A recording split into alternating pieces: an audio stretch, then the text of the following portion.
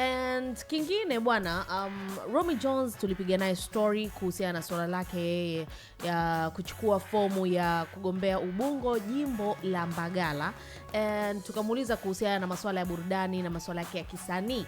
Je, ataachana na kazi za sanaa ama itakuwa vipi? And to his point of view, anadai ya kwamba akifanikiwa kupata ubunge wa Mbagala basi tumsahau kabisa kwenye upande wa sanaa. Sasa kwa Dogo Janja kwake hii imekaa vipi? Na yeye pia tumsahau kwenye mambo ya muziki au amejipangaje? Mimi kiukweli kwangu kusema kuacha muziki, mimi muziki kwangu ni kama chombo cha mawasiliano. Kwa hiyo kama ni chombo cha mawasiliano, ni chombo ambacho huwa nakitumia kufikisha vitu vyangu katika jamii. So itakuwa ni sehemu yangu, na hata muziki ambao nitaendelea kuitoa itakuwa inaendelea kugusa maisha ya watu kama ambavyo nimekuwa nikifanya siku zote kwa sasa hivi, lakini focus yangu kubwa itakuwa kwenye kuwatumikia watu wangu wa Ngarenaro, na natamani kwenda kuwa tumaini lao la kweli na kwenda kufanya mabadiliko ya kweli.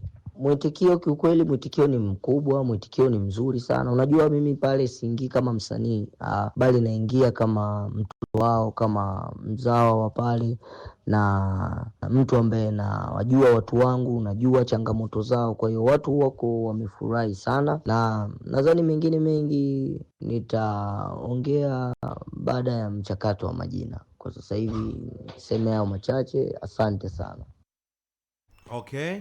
Aha. So jambo limekaa hivyo, si ndio? Jambo limeenda hivyo.